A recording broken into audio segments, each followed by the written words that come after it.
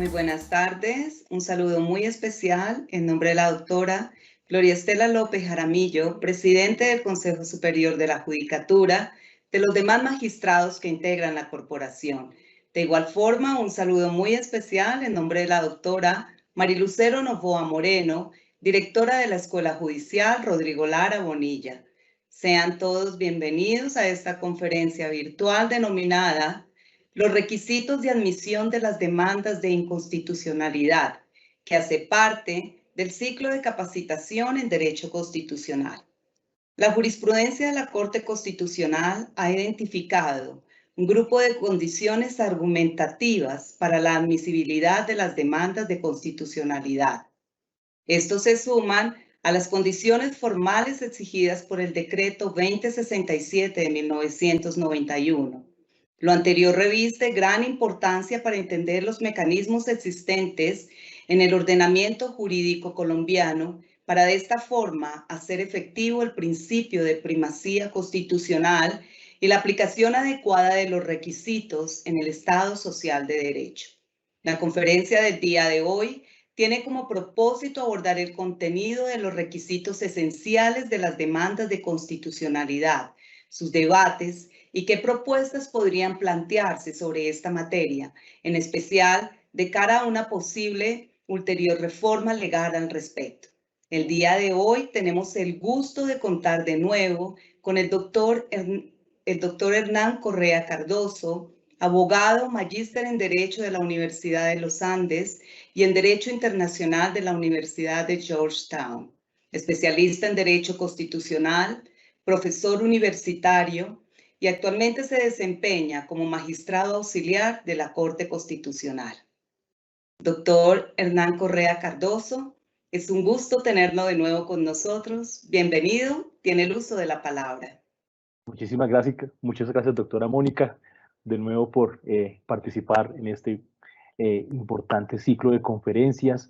Un saludo especial, por supuesto, a la magistrada Gloria Estela López Jaramillo, presidenta del Consejo Superior de la Judicatura, y también a la doctora Marilucero Novoa, directora de la Escuela Judicial Rodrigo Lara Bonilla, y por supuesto a todos los servidores, servidoras judiciales y diferente público en general que integra la comunidad jurídica y que nos acompaña en la tarde de hoy, viernes.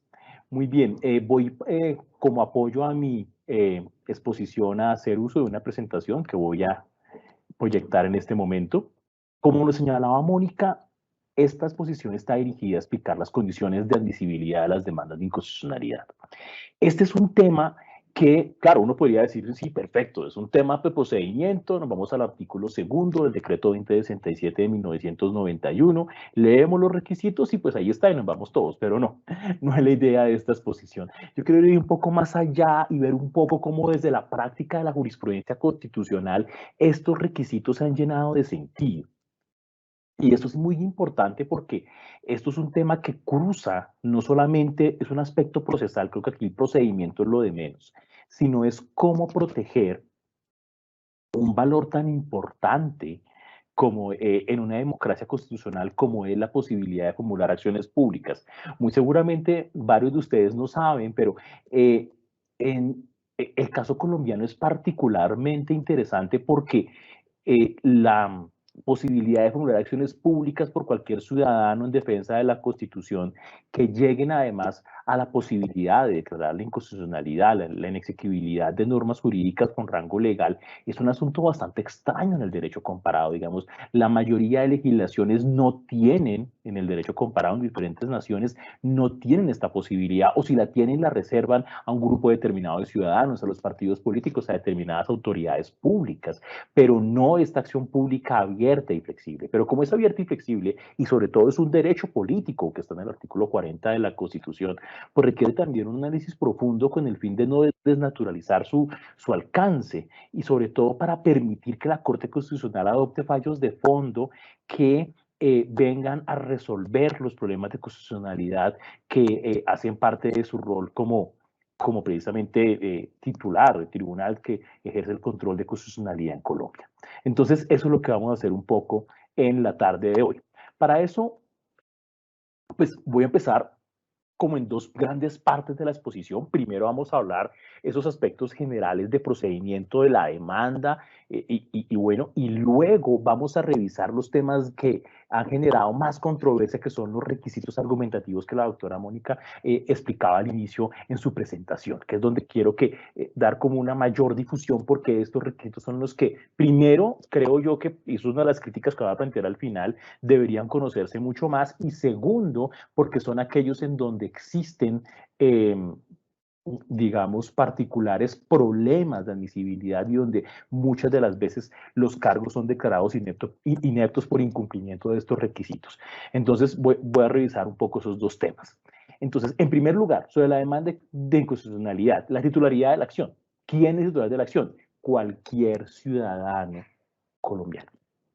¿Cierto? Entonces, ahí lo que se requiere es tener la condición de ciudadanía. Hay un cambio en la jurisprudencia. Anteriormente se decía que era un ciudadano colombiano en ejercicio, lo cual, como todos nosotros, abogadas y abogados sabemos, excluye a las personas que hayan sido condenadas penalmente y que, pues como todas las penas, como la comisión de delitos llevan como accesoria la pérdida de los derechos políticos. Y esa fue una posición más o menos estable en la jurisprudencia hasta hace muy pocos años, cuando la Corte cambia su posición con un argumento que me parece interesante, y es decir que como es un derecho político, pues la restricción a los derechos políticos requiere una norma legal que expresamente así lo prevé. Entonces, como no existe ninguna norma legal que diga que las personas que están condenadas y tienen la pena accesoria de pérdida de delitos políticos, además no puedan fundar acciones de inconstitucionalidad, entonces esa cuestión debía revisarse, ¿cierto? Entonces, es bien importante tener eso en cuenta. Ahora la pueden presentar todos los ciudadanos, incluso aquellos que tienen estas condenas, digamos. Y en esto también yo quiero señalar, y yo creo que también ha sido, y quiero llamar la atención también el apoyo que hemos recibido por parte del Consejo Superior de la Judicatura, también de la Escuela Judicial, como en la pandemia que es tan difícil, pero uno de los aspectos que también nos ha llevado es a formalizar un poco, a flexibilizar estos requisitos en lo que tiene que ver con la parte técnica. Las demandas de inconstitucionalidad actualmente se pueden formular por vía electrónica ante la Corte. Allá había una cosa interesante y era, ¿qué hacer entonces con el tema de la presentación personal? Porque pues, se exigía que la persona llevase un escrito con presentación personal ante notario o ante una persona, un despacho judicial, una autoridad que pudiera dar cuenta de esa circunstancia. Ahora la Corte, pues, ante esas circunstancias de la pandemia y de la necesidad de actualización tecnológica, lo modificó y dijo, bueno, hay que acreditar la condición de ciudadanía y basta que la persona entregue una copia envíe una copia de su cédula de ciudadanía para poder demostrar la circunstancia. Y digamos que pues, los requisitos en ese sentido son bastante fáciles de cumplir. Otra cuestión importante, ojo, hay una distinción entre normas de control automático y normas de control aquí hay una error en la diapositiva. Normas de control automático y normas de control rogado. Lo pongan abstracto, ¿cierto? Abstracto es otra cosa que estaba. Entonces, de control automático versus control rogado. Hay algunas normas que, como ustedes lo saben, en la Constitución tiene un control automático de constitucionalidad. Por ejemplo, las leyes aprobatorias de tratados, los proyectos de ley estatutaria, la convocatoria a referendo, la convocatoria a asamblea constituyente. Son asuntos que están sometidos a control automático. Ahí no procede la demanda de constitucionalidad. Pero claro, hay personas que pues desconocen esto y presentan demandas contra estas normas, pues si la norma está en ese momento en curso del estudio en la Corte, pues la Corte de manera muy sencilla remite esto para que opere como una intervención ciudadana dentro del proceso. Bueno, ahora los requisitos, que ya son más formales, que están previstos en el artículo 2. Transcripción de las normas acusadas. Dirán, pero ¿por qué tengo que explicar a la Corte? Porque las normas ya, pues, que transcribírselas, el juez conoce la ley, claro. Pero es que esto creo yo que funciona casi que como un mecanismo de control, y es decir, esto permite que la transcripción, que efectivamente la persona sepa y verifique que las normas están vigentes y que las normas existen. Digamos, eso parece, digamos, de perogrullo, pero han existido casos que han presentado demandas contra normas que no existen, con normas que están derogadas y que no están surtiendo efectos, etcétera. Porque también procede la acción de inconstitucionalidad cuando la norma está derogada, pero está surtiendo efectos, siempre y cuando, pues, por supuesto, en la demanda se explique esa circunstancia. las normas constitucionales infringidas. Ahí yo veo una cosa muy, digamos, paradójica que me gustaría llamar aquí la atención, y es, muchas veces las personas creen que si dicen muchas normas constitucionales, entonces tiene más probabilidad que su demanda pase. No, todo lo contrario. Solamente se pueden incorporar como normas constitucionales infringidas aquellas en donde efectivamente usted va a desarrollar un cargo de constitucionalidad. Digamos, no es que, por ponerlo en términos un poco más coloquiales, no es que la Corte se asuste cuando vea que le están diciendo que es que esta norma llega a la mitad de la Constitución, no, porque después hay un problema, y es que habrá un asunto de suficiencia cuando se dicen se violan 35 normas constitucionales y la fundamentación es un párrafo. No es porque sea por extensión, sino porque si usted no demuestra que cada una de esas normas que usted alega de la Constitución, que usted alega que ha sido vulneradas, hay un cargo respecto de ellas, ahí su demanda tiene un problema. Bueno, el concepto de violación, que son los temas argumentativos que vamos a explicar más adelante, ya son los cargos. Bueno, esta es una demanda muy particular. Esta demanda no requiere pruebas. Esta demanda no requiere ni siquiera aportar la norma acusada, transcribirla. Y el decreto 2067 habla que puede hacer algún ejemplar del diario oficial. Ya nadie hace eso, por supuesto. Entonces lo transcriben, pero no requiere pruebas, salvo en el caso de procedimiento legislativo. Ahí sí, cuando el cargo esté dirigido a demostrar que hubo un vicio de trámite en el procedimiento legislativo de la norma, y una vez, recuerden, caducidad, esa sí tiene caducidad de 1 año, con los vicios de procedimiento 1 año a partir de la expedición de la norma. En ese caso, sí tienen que acompañar o al menos identificar las tarjetas del Congreso, material probatorio que demuestre que efectivamente este vicio se dio. Y finalmente, las razones por las cuales la Corte incompetente es competente para conocer del caso. Es un párrafo, es una cosa de 2 líneas. Pero es importante, precisamente por lo mismo de la transcripción de las normas acusadas. Sirve como mecanismo de control. Hay personas que demandan ante la Corte normas respecto de las cuales no es competente. Sí, pasa, y pasa mucho, pasa más de lo que ustedes creen, que hay personas que presentan acciones públicas de inconstitucionalidad respecto de decretos reglamentarios. Entonces, por favor, sobre todo si aquí tenemos en nuestra audiencia estudiantes de derecho, personas que no son abogados, que también pueden presentar estas demandas, precaución cuando revisen las normas acusadas. Es un decreto, fue expedido con base en qué facultades. Recuerden que si es un decreto reglamentario, es medio de control de nulidad por inconstitucionalidad o de nulidad simple, y eso lo reciben en el edificio del frente nuestros colegas del Consejo de Estado, pero no somos nosotros. Entonces es muy importante tener eso en cuenta. Muy bien. Entonces ahora sí vamos en materia en relación con los requisitos del cargo. Entonces, ¿qué pasa acá? Aquí hay como 2 elementos que tener en cuenta. Primero, que la Corte misma ha considerado que como es un derecho político, es una acción pública, no requiere ser abogado para presentarla, pues está basado en el principio pro acción, es decir, se debe en todo caso, digamos, preferir la admisión de la demanda. Pero eso plantea un problema. ¿Y cuál es el problema? Pues que el principio pro acciones no se puede convertir en una herramienta para permitir que la Corte complemente los errores que puede cometer el demandante o los enmiende los errores que puede cometer el demandante en sus demandas. ¿Por qué? Porque lo que pasa, pues por un asunto básico, digamos, de la competencia de la Corte, porque eso significaría entonces, si la Corte es la que en últimas termina creando la demanda o construyendo la acusación contra la norma de rango legal, pues entonces estaríamos ante un evento de control automático. Y acuérdense que hace un momento distinguí las de control automático de las de control rogado. Es decir, la Corte no puede ser un control automático vía resolver los problemas de una demanda de inconstitucionalidad. Entonces, por eso fue que la Corte, su jurisprudencia, digamos, en los 90, esto no era muy caro, pero a partir del año 2000, 2001, y hace 20 años, va a pasar tiempo, viene esto a ser precisado de una manera mucho más específica a partir de los requisitos que están ahí, ¿cierto? De claridad, certeza, especificidad, pertinencia y suficiencia. Entonces vamos a hablar de cada uno de ellos. Digamos, como tengo una cita jurisprudencial en la diapositiva, detesto leer diapositivas, pero aquí sí lo voy a hacer, pero un poco como para resaltar la Corte qué es lo que está buscando en cada requisito, porque tal vez no creo que donde ha faltado más pedagogía, donde ha faltado más conocimiento de parte de los ciudadanos, también en sentido de autocrítica, y aquí también, digamos, desde el punto de vista de la Corte Constitucional y de la rama judicial, también ha faltado un poco más en promover esta clase de asuntos, y precisamente está la idea de esta clase de conferencias de hacer esto mucho más visible, y pues vamos a verlo. Entonces, claridad, voy a leer. Dice, la claridad del cargo se predica cuando la demanda contiene una coherencia argumentativa tal que permite a la Corte identificar con nitidez el contenido de la censura y su justificación. Aunque merced al carácter público de la asunción de inconstitucionalidad, no resulta exigible la adopción de una técnica específica, como si sucede en otros procedimientos judiciales, no por ello el demandante se encuentra relevado de presentar las razones que sustentan los cargos propuestos, de modo que sean plenamente comprensibles. Y quiero resaltar eso último, plenamente comprensibles.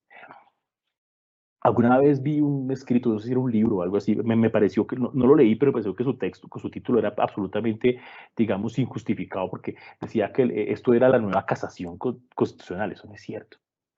Lo que se está pidiendo en requisito de claridad es que se pueda comprender la demanda. Es decir, que tenga una estructura argumentativa discernible. Yo quiero poner un ejemplo, si seguramente aquí varios de ustedes, como yo, somos profesores universitarios, una vez se encuentra en ciertos de sus estudiantes que dice, yo no entiendo, porque no entiendo para dónde va. O sea, no hay como una estructura lógica en la demanda que me digan, bueno, ¿dónde está? ¿Cuál es el sentido de su acusación? Hay personas que, por ejemplo, en las demandas se dedican a pegar y copiar jurisprudencia, o se dedican a hacer afirmaciones en uno y otro sentido, pero no se da una estructura mínima. Eso no es ninguna casación. Eso simplemente es un requisito mínimo de argumentación, es poder entender lo que se está demandando, ¿cierto? Entonces usted dice, bueno, ¿será que en la Corte presentan demandas que tienen problemas de claridad? Por supuesto.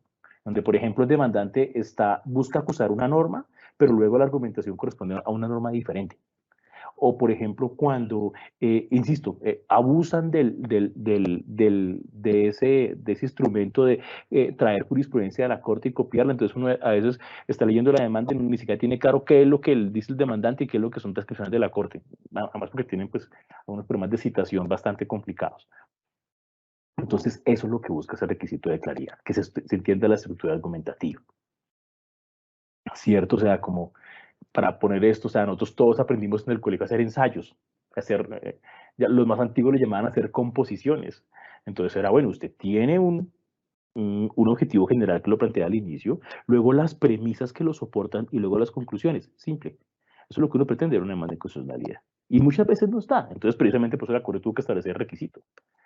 2, certeza. Aquí es, creo yo que sí, desgraciadamente no hemos hecho esas estadísticas, de pronto algún día se puedan hacer, y es cuáles serían como los requisitos argumentativos más incumplidos.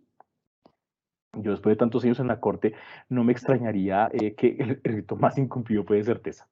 Vamos a ver qué es certeza. Dice, la certeza de los argumentos de inconstitucionalidad hace referencia a que los cargos se dirijan contra una proposición normativa efectivamente contenida en la disposición acusada y no sobre una distinta, inferida por el demandante, implícita o que hace parte de normas que no fueron objeto de la demanda.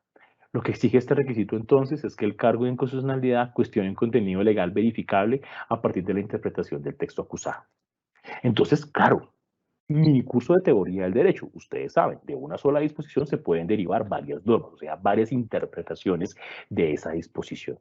Entonces, ¿qué es lo que pasa? Pues que claramente lo que tiene que el demandante, pues no demostrar, pero a menos que la demanda da cuenta de ello, que es una interpretación plausible de la norma, de la disposición, perdón, lo que se está demandando. Muchas veces, y esto sucede mucho, ¿qué pasa? Y es que algunos demandantes buscan resolver problemas específicos a través de las demandas de inconstitucionalidad, o sea, problemas de casos concretos. Entonces, tratan de poner la norma a decir lo que en realidad la norma no plantea, ¿cierto? O, por ejemplo, la persona no quiere en realidad declarar la inconstitucionalidad de de la ley, sino, por ejemplo, de un decreto que la desarrolla, pero por razones de duración de los procesos, por razones que sean, prefiere demandar la ley, entonces quiere interpretar la ley para que ponga a decir lo que en realidad es el decreto. Digamos que eso lo vemos y ahí es cuando se incumple el requisito de certeza. Lo que se requiere es que esa sea una interpretación plausible, que plausiblemente yo puede derivar, que no sea como nos enseñan las cosas de introducción al derecho, una interpretación contra ley, o una interpretación, digamos, que no se derive del texto de la norma legal demandada. Eso es certeza. Muy bien. El de especificidad. Aquí tenemos dos primos que son especificidad y pertinencia. Lo vamos a analizar con cuidado. Es un poquito más larga la cita, dice. Todos los que también no sé si los que están ahí, se me olvidaba decirlo, son de la sentencia C1052 del año 2001. El requisito de especificidad resulta acreditado cuando la demanda tiene al menos un cargo concreto de naturaleza constitucional en contra de las normas que se advierten contrarias a la Carta Política. Ese requisito refiere, en estas condiciones, a que los argumentos expuestos por el demandante sean precisos, ello en el entendido de que el juicio de constitucionalidad se fundamenta en la necesidad de establecer si realmente existe una posición objetiva y verificable entre el contenido de la ley y el texto de la Constitución política, resultando inadmisible que se deba resolver sobre su inexequibilidad a partir de argumentos vagos, indeterminados, indirectos, abstractos o globales, que no se relacionan concreta y directamente con las disposiciones que se acusan. Entonces, aquí lo que se busca entonces es que la demanda contenga una oposición entre la Constitución y la norma demandada, norma legal demandada. Ustedes van a decir, pues obvio, pues eso se entiende, porque la acción pública de inconstitucionalidad, miren lo que suele suceder. Muchas personas dicen, es que esta norma de, no sé, el Código General, el Código de Seguridad y Convivencia sobre requisas desconoce el derecho al debido proceso y desconoce las previsiones que dicen el Código General del Proceso. Y uno dice, bueno, pues el Código General del Proceso no es parámetro de constitucionalidad. Muchas personas que creen que, o sea, confunden argumentos de legalidad con argumentos de constitucionalidad. Es decir, no me están comparando la ley con otra ley, perdón, no están comparando la ley con la Constitución, sino la ley con otra ley. Y eso es un error más común de lo que ustedes creen. Entonces hay que tener mucho cuidado. Son argumentos de carácter constitucional, de la Constitución. Y como todos ustedes saben, pues la Constitución no es solamente el articulado de la Constitución, sino también de aquellas normas que integran el bloque de constitucionalidad, es decir, aquellos tratados de derechos humanos, derecho internacional humanitario, las normas de jus cogens, todo lo que ingresa al bloque vía artículo 93 de la Constitución, que también, por supuesto, puede considerarse como parámetro de constitucionalidad, es decir, como una norma que yo puedo alegar como vulnerada dentro de un proceso de control de constitucionalidad. Al lado de especificidad está pertinencia. ¿Qué es pertinencia? Las razones que sustentan el concepto de violación son pertinentes en tanto están construidas con base en argumentos de índole constitucional. Esto es, fundados en la apreciación del contenido en uno superior que se expone y se enfrenta al precepto demandado.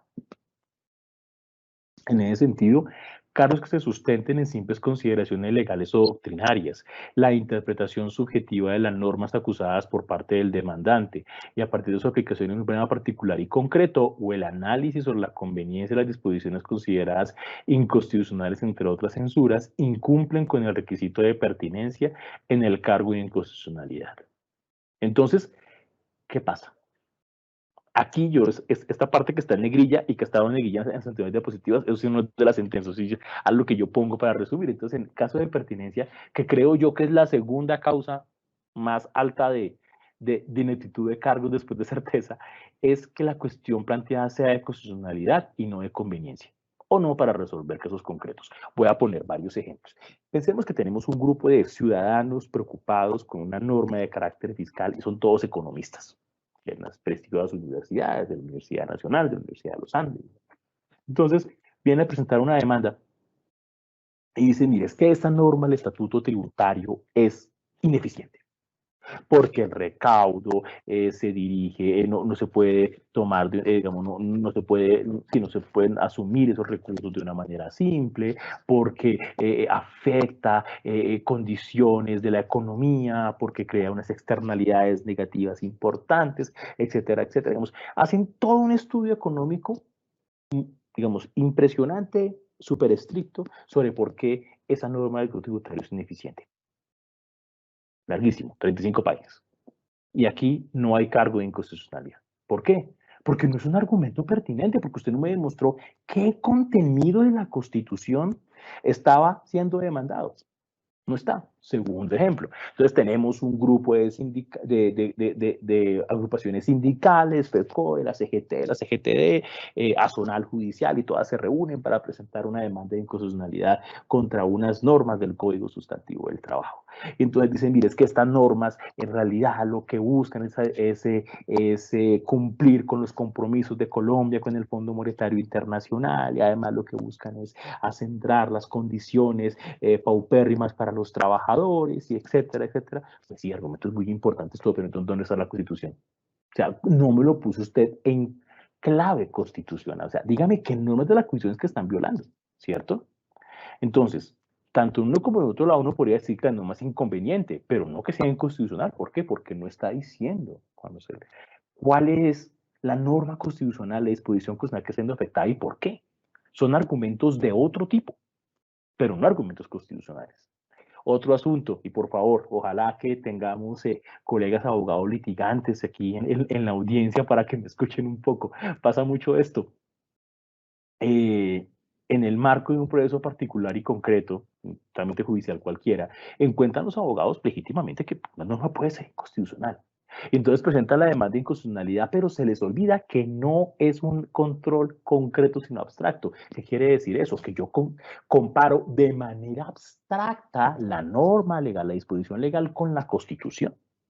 Pero lo que hacen a veces es decir, mire, no solamente los abogados litigantes, muchos usuarios del sistema de justicia dicen, yo tengo este caso particular y aquí se violó la Constitución porque es que esta norma lleva tales efectos en este caso y además aquí las partes fueron afectadas así, así, así, entonces por ende viola la Constitución y por ende presento la demanda. No hay problema de pertinencia porque no es un control abstracto, es un control concreto. Usted lo que quiere es que la Corte le diga que en ese proceso particular y concreto se violó la Constitución. Eso se puede hacer, sí, pero no en Colombia, en otros países. Por ejemplo, en el caso de los Estados Unidos, allá no hay una acción pública de inconstitucionalidad a nivel federal, no existe.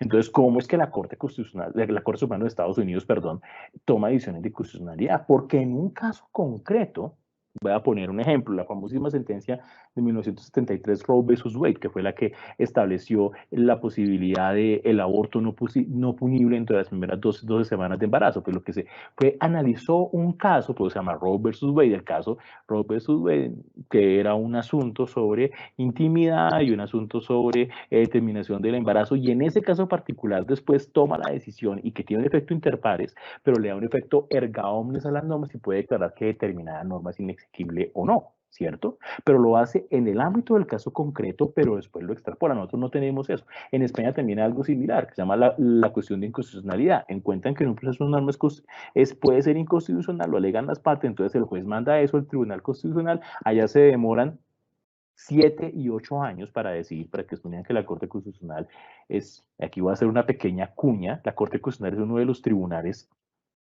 que ejerce el control de constitucionalidad en el mundo de manera más rápida, ¿cierto? Por eso es que duran entre 9 meses y un año, que eso no se ve en ninguna parte del mundo. Eso demora después de 7 o 8 años, el Tribunal Constitucional Español le dice si efectivamente esta norma es contraria a la Constitución o no, ¿cierto? Entonces, eso es pertinencia. Y finalmente, suficiencia. La condición de suficiencia, voy a leer, ha sido definida por la jurisprudencia como la necesidad de que las razones de inconstitucionalidad guarden relación con, en primer lugar, con la exposición de todos los elementos de juicio argumentativos y probatorios necesarios para iniciar el estudio de constitucionalidad respecto del precepto objeto de reproche, y por otra parte, la suficiencia de razonamiento apela directamente al al alcance persuasivo de la demanda.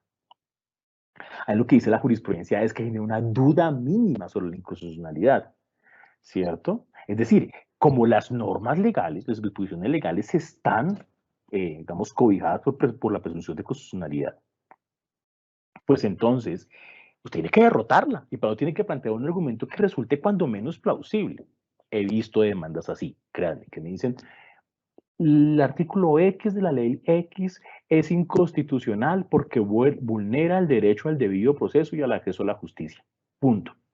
Cordialmente, Hernán Correa.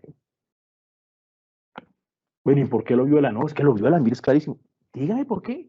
Problema de suficiencia, ¿cierto? No tiene un carácter persuasivo. Es que esta norma vulnera la Constitución porque afecta a los pilares básicos del Estado democrático de derecho. Punto. Y, bueno, sí, pero ¿por qué? O sea, desarrolle el argumento.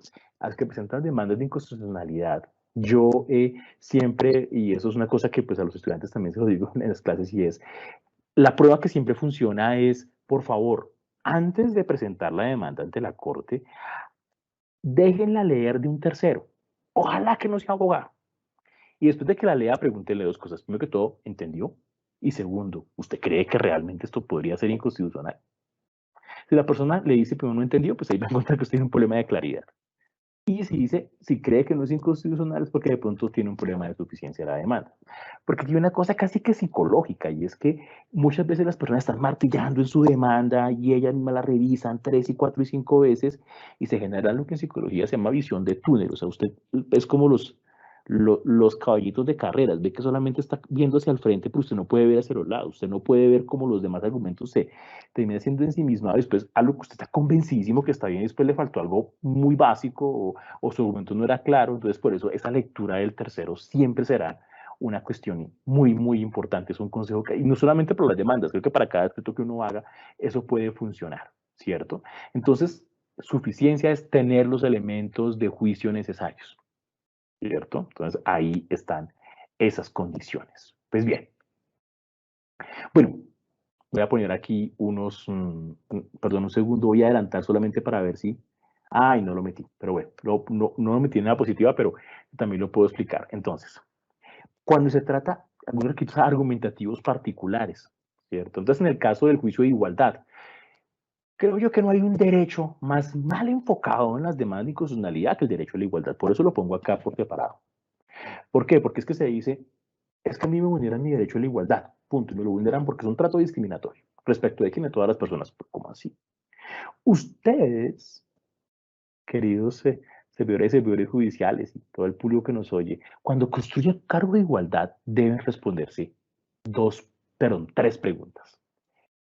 Como es un juicio de carácter relacional, uno la igualdad, creo que todo tiene que tener claro igualdad entre quiénes, entre qué personas o entre qué situaciones, de hecho, es que yo voy a comparar. Deben ser específicas, ¿cierto?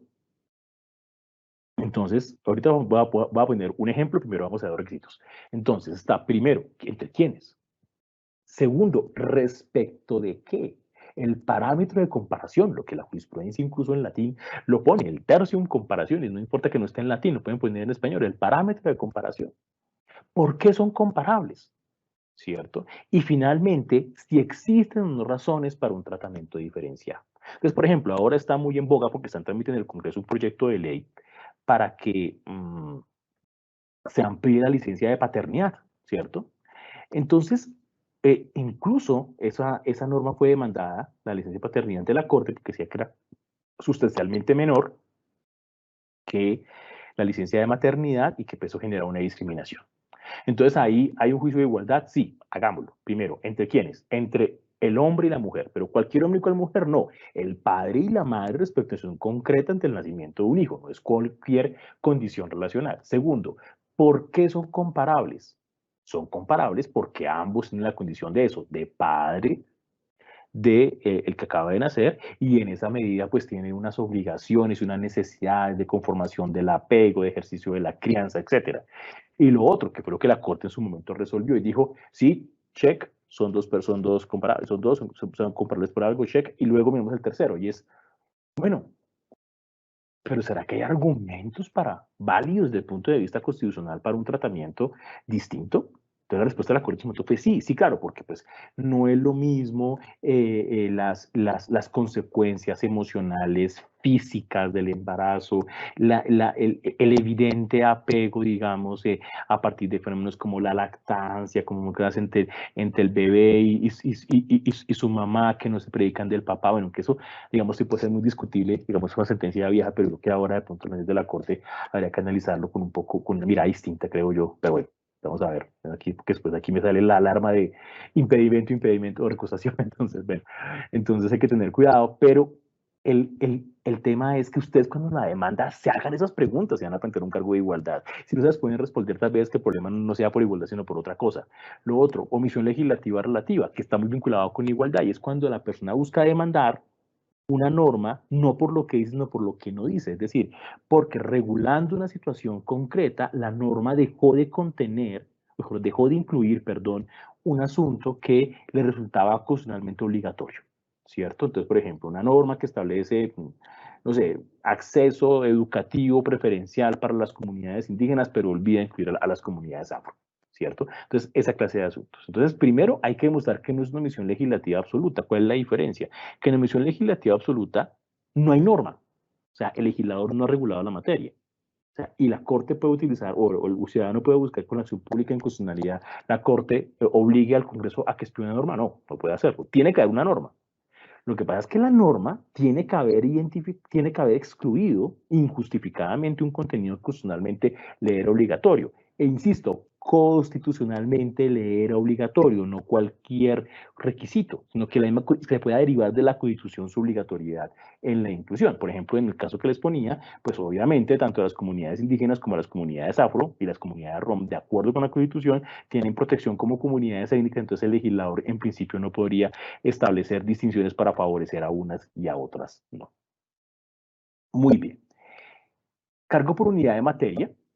Bueno, eso voy muy rápido porque es un poco más técnico y es que, claro, si uno, por ejemplo, va a presentar un cargo, es un cargo de fondo respecto de aquellas normas que lo que llamamos microlegislativos popularmente, y es cuando se incluyen normas que no guardan unidad de materia con el resto del proyecto de ley. Es necesario identificar cuáles las materias o materias del proyecto de ley y explicar por qué la norma en específico no lo hace. Y la Corte ha hecho recientemente, eso lo hago más desde el punto de vista de anotación al margen, unas consideraciones particulares un poco más estrictas en lo que tiene que ver con el Plan Nacional de Desarrollo, porque es una ley, digamos, muy amplia, multitemática, y pues eso es el sentido de decisiones incluso muy recientes, tomadas en los últimos meses por la jurisprudencia de la Corte, en donde se ha considerado que se requiere ser más estricto en esa unidad de materia y con el fin de evitar que se trate de utilizar estas leyes multitemáticas para incluir cualquier contenido. Y de manera general, para cargos de procedimiento legislativo, es el único que exige un estándar probatorio, ya les explicaba al inicio, y opera caducidad.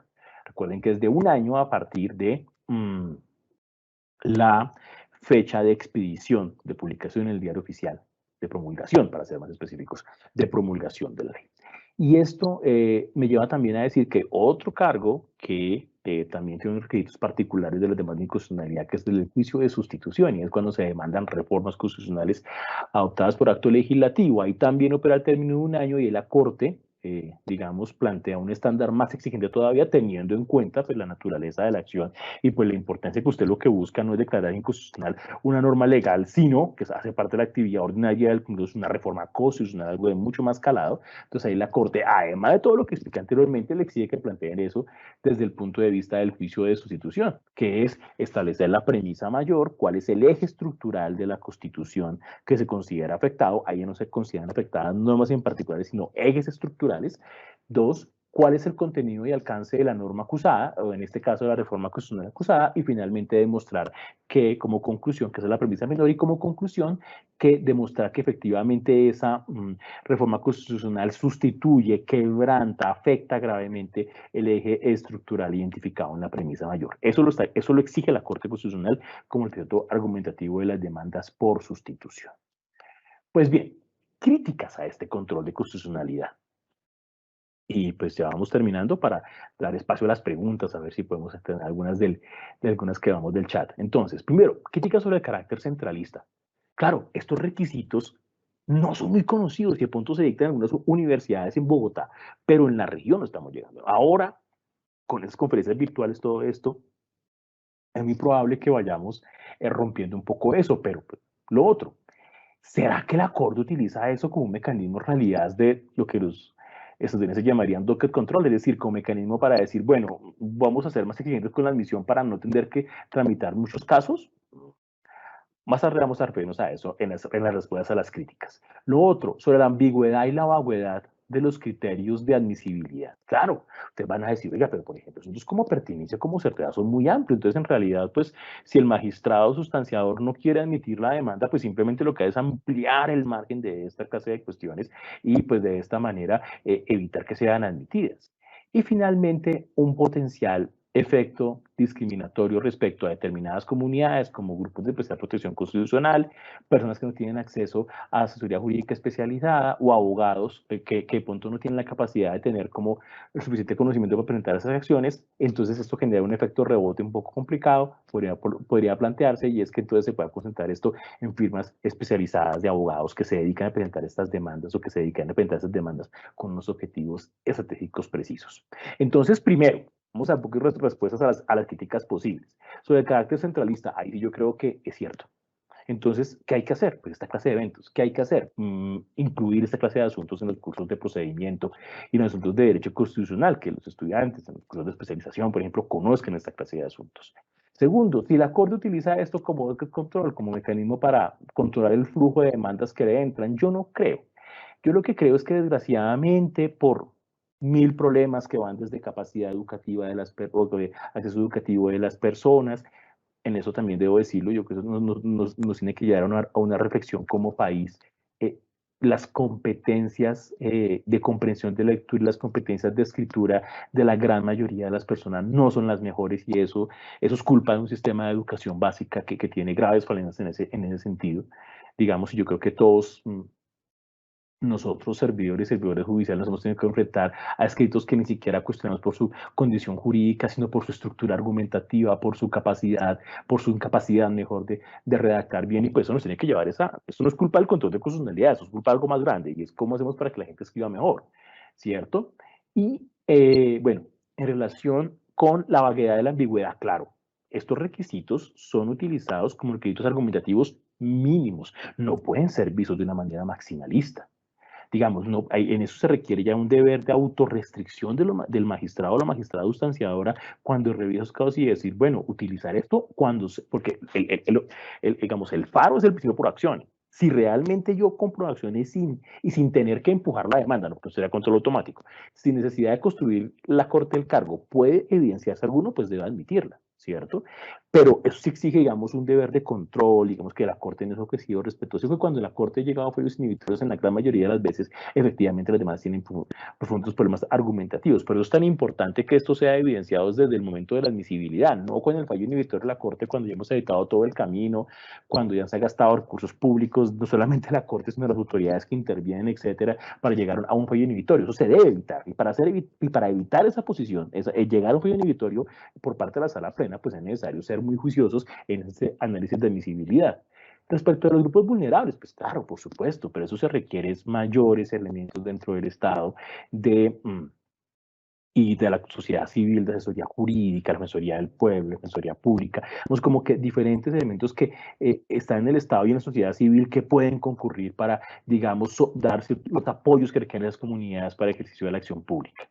Yo creo que esos asuntos son los que podrían llevar a responder un poco esas críticas sobre un asunto que en realidad yo sí creo, y ahí sí sería como una posición más personal, yo creo que eso requiere también ser positivizado. Yo creo que eso que está en la jurisprudencia, pero el hecho que no estén en la ley hacen que no sean lo suficientemente bien conocidos, no puedan ser precisados, y que también sería importante que pasaran por un juicio de deliberación democrática, es decir, que el Congreso se pone un poco sobre eso, también dijese, bueno, eso es lo que queremos, podemos establecer más, podemos establecer menos, pero creo que el enfoque de la jurisprudencia ha servido para tener, y con eso cierro con dos ideas principales. Primero, que estos requisitos son importantes para tener un ejercicio racional de la acción de constitucionalidad, evitar fallos inhibitorios que los jueces no deben llegar a ese punto, digamos, en ese sentido es muy importante. Y segundo aspecto, pues que tenemos todo un camino por recorrer en materia de hacer más, digamos, conocidos estos requisitos, interiorizados, conectarlos con competencias lectoras, competencias de escritura, y a partir de ahí, pues lograr mejores demandas. Siempre esto bajo el convencimiento, perdón, y con esto concluyo que mejores demandas de inconstitucionalidad seguramente van a llevar a mejores decisiones judiciales. Entonces quería terminar con esto y por su atención, muchísimas gracias. Doy espacio a las preguntas. Muchísimas gracias, doctor. Y vamos al fragmento de preguntas que tenemos aquí en el chat. Primera pregunta, doctor Hernán. ¿Las exigencias de los requisitos argumentativos podrían ser incompatibles con el carácter público de la acción de inconstitucionalidad? Bueno, es una excelente pregunta. Yo primero lo que creo acá es que los requisitos como tal no. Su uso amplio, su uso, digamos, desbordado, sí, por hacerlo. Por eso, sí, es un momento. Los magistrados de la Corte requieren un deber de autorrestricción con eso, es decir, exigirlo cuando realmente no exista alguna alternativa distinta para poder permitir la admisión de la demanda, sobre todo teniendo en cuenta que la Corte no puede hacer control automático. La Corte no puede construir las demandas de constitucionalidad. Yo creo que esa sería un poco la respuesta a la pregunta. Siguiente pregunta. ¿Cómo lograr una mayor calidad de las demandas de constitucionalidad que eviten la adopción de fallos inhibitorios por parte de la Corte? Bueno, yo creo que el principal elemento que tener en cuenta es como un ejercicio de conciencia. Es decir, que se trate de un proceso público no significa que las personas puedan estar, y cuando digo las personas quiero decir los demandantes, vayan a estar relevados de digamos, de un deber, digamos, de construcción argumentativa mía. Entonces, eso no es que eso es público, entonces me lo tienen que atender como yo lo presente, ¿no? Digamos que es un compromiso del demandante. Y lo otro, pues, tomando en cuenta estos requisitos, yo creo que ya tenemos muchas demandas en las cuales la Corte ha tenido los requisitos de una manera mucho más precisa y de esa manera, pues, los han visto de formas mucho más, digamos, exactas y buscan dar respuesta a cada uno de los requerimientos y de esta forma se llega a mejores demandas, sin duda alguna. Doctor, una última pregunta que tenemos aquí en Sí, el claro que chat. sí. ¿Sería deseable que los requisitos argumentativos fueran dispuestos en normas de derecho legal positivo? Sí, creo que sí.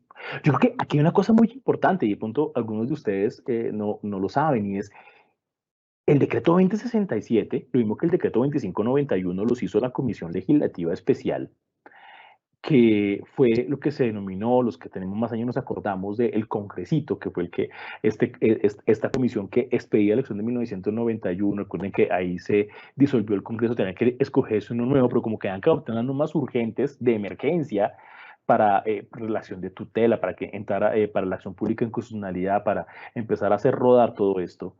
En el 91, pues esos decretos, pues eso siempre se hizo con una vocación de temporalidad. Nunca se pensó que la Comisión Legislativa Especial fijase el régimen definitivo y de esta clase de acciones. Eso debe hacerlo el Congreso, pero ¿qué pasó?